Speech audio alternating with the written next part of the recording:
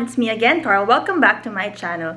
So for today's vlog, mag-assemble tayo ng door entrance shoe cabinet na magdo-double as sanitation station. Actually, best to ngayon dahil since may pandemic pa rin, mas maganda na nire-regulate natin yung mga shoes na pumapasok sa house, especially kung kayo yung type ng household na maraming natatanggap na visitors or yung mga hindi naman napipigilan na mga kailangan talaga pumunta sa house, at least merong station para dun sa mga shoes nila, and then meron ding nakalagay na pwede nilang gamitin para sa loob ng house. Also, after nun, mag-unbox din tayo ng mga designer plates from SimpLee. So ayan, actually hindi ko pa siya nabubuksan at all, yung package. So hindi ko sure kung ilang pieces siya, kung anong materials yung mga kailangan. So sabay natin makikita kung ano yung mga parts, and hopefully sana mabuo ko yung item kasi usually kasama ko si Kevin pag nagagawa.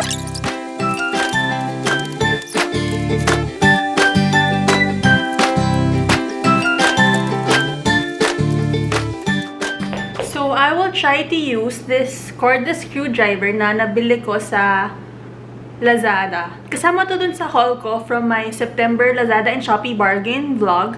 Pwede nyo i-check out dun. I'll be putting the link somewhere here sa screen or somewhere down.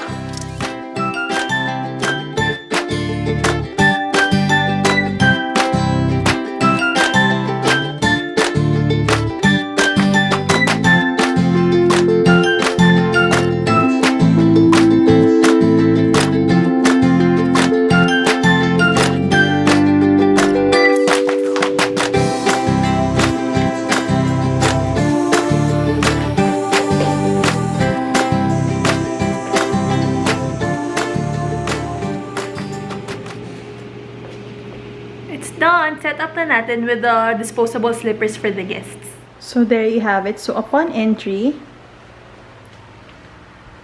kasha, mga 4 to 8 pairs of shoes. Depende kung anong klaseng shoes yung meron. So like here, for the Yeezy, since it's mas malapad, pwede siyang tabihan ng slippers. So here for the guests, syempre, i-empty ko to. Ang ilalagay ko lang dyan, yung mga kakagamit lang. So hindi ko muna ipapasok sa loob ng shoe storage namin. So here, for the guests, para pagpasok nila, kita rin nila may automatic dispensing na alcohol para you can sanitize. Yung pagpasok pa lang nila, you can sanitize na agad. So there. It is really smaller than expected, but does the job naman. So, I guess it's fine.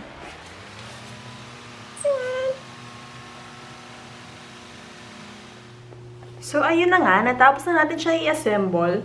Nahirapan na ako dun sa isang layer kasi hindi ko naisip na dapat pala sinumalan ko sa taas para mas fit na yung mga gitna, mas hindi na siya nagagalaw. So yun. All in all, actually hindi ko talaga in-expect na ganun siya kaliit. I expected a little bigger, not so big kasi ayoko rin ng masyadong malaki kasi makakasagabal na siya dun sa entrance ng house. So yung as per the size, parang ang comfortably, syempre, kasya naman siya ng dalawang pair na magkatabi. Pero sometimes, kunyari, yung mga Yeezy, mas malapad siya ng konti and mas mataas siya ng konti. So, pag ganon, it's either, pwede mo siyang tabihan ng sandals or parang pwede nang natutupi ng konti or parang mag-isa na lang siya sa layer. So, at least 4 pairs, pero kaya siyang until mga 8 pairs naman. Depende kung anong type ng shoes din yung ilalagay nyo doon. So ngayon, mag-unbox naman tayo ng SimpLee designer plates. Parang more of dinnerware siya, glassware. Parang ganun siya na type ng store. Actually, kaka-open niya pa lang. Pero since nakita ko yung items and mukhang super sulit naman, I tried. So ngayon ko pa lang actually ma-open yung package na parang last week pa ata dumating. So, again, hindi siya from H&M, it's from SimpLee. Lalagyan lang to. Kasi yung package is nasa loob. So, this is the first one. Nakalagay SimpLee. So, very, very simple design nung packaging. Pero, actually, if you think about it, minsan nga, the simpler it is, the classier it looks.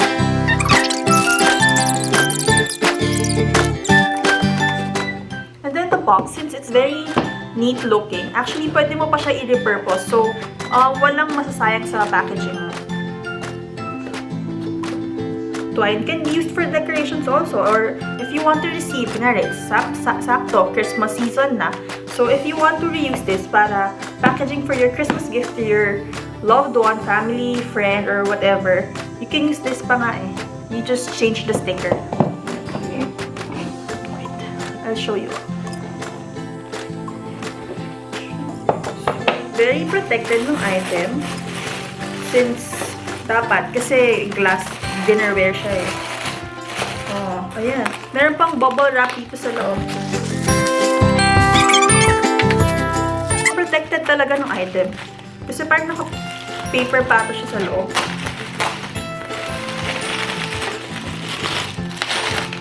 Yeah. Naka-plastic pa siya ulit. Then, naka-paper pa siya sa loob. So, I actually forgot what brand I got. Actually, ang gusto ko, parang classic looking plates lang. Para when you, parang design, when you plate the dish, when you garnish it, parang magpa-pop yung food. Kasi, syempre, colorful yung food. Yung gagawin mo, yung combination of colors. So, mas maganda na yung base mo is very simple yet classy. So, ito, actually, ito yung main design niya.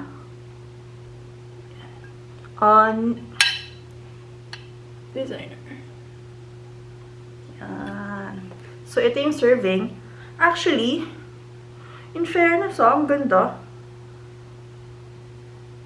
Pinaka-importante, walang lamat yung product. Kasi parang may kasabihan pa nga yung iba na parang hindi daw swerte sa house if may chip yung mga gamit.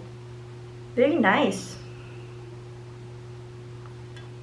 Tapos, since, actually, very nice kasi marami silang vintage designs, yung mga discontinued na designs na hindi mo na makikita sa store itself or sa mall or somewhere else. So, very limited, very nice kasi hindi na siya maraming katulad. So, very unique na yung mga products nila ngayon. Yun nga lang, kung gusto mo ng set ng marami, very limited na rin. Kasi since discontinued na, wala nang nagproproduce ng mga ganon. So, kung ano yung meron, yun lang yung pwede mong mabili. So, check naman natin yung mga bowls.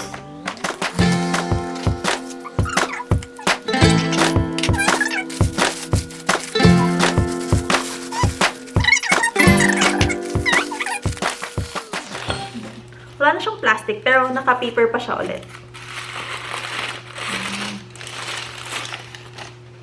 Small bowls, especially for small households, it's either parang side dish siya for bigger households, or actually you can use this pang serve na rin kasi lalo na kung kayo yung type ng families na gusto na maraming kinds ng ulam pero hindi naman kayo marami kakain. So, perfecto yung mga small bowls para sa mga dishes nyo.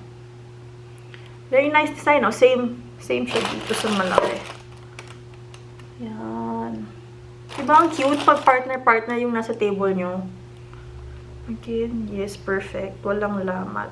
Very nice. Parang ang subtle nung pagkaklase nung design niya.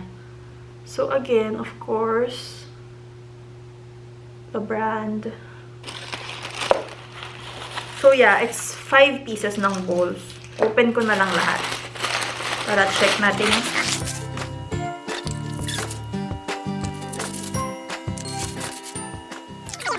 I got a total of 5 bowls. I think it's, how much is it? 2,000, 1,500. I think it's 1,500 for this set of 5. Set of 5 na bowls, it's 1,500. Because, yeah. Actually, wala ko idea how much talaga siya sa labas. Pero since nakita ko na parang worth it the price and then we needed bowls like this, kinuha ko na rin siya. So, I tried the store first. And then, for next time, tsaka na ako mas mag-order pa. So, yan. Ganito siya sa kamay ko. I can hold it. 5 pieces of this. And then, I remember, this serving plate is like 1,000 pesos. But since I got the set, instead of 2,500, it's only 2,400 na lang. So, the seller is also very friendly. Yeah, madaling kausap. Madaling mag-reserve ng items. And then, Actually, in-explain niya pa kung anong kind yung bibilin mo and if malaki ba siya, maliit ba siya.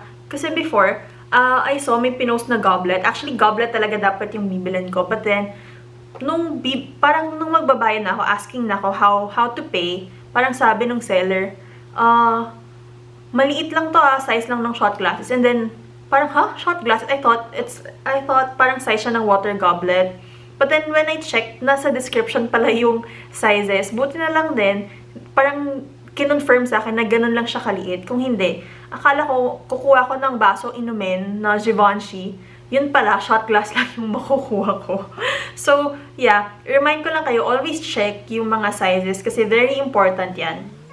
All in all, marirecommend ko definitely yung SimpLee na mga houseware, dinnerware, glassware, and kung ano-anong mga designer vintage items na sinisell nila. That's it for now, guys. Thank you for watching, and I hope you enjoyed this video. If you did, don't forget to click like, comment, and subscribe. You can also click the notification bell button para ma-update kayo sa mga susunod pa naming videos.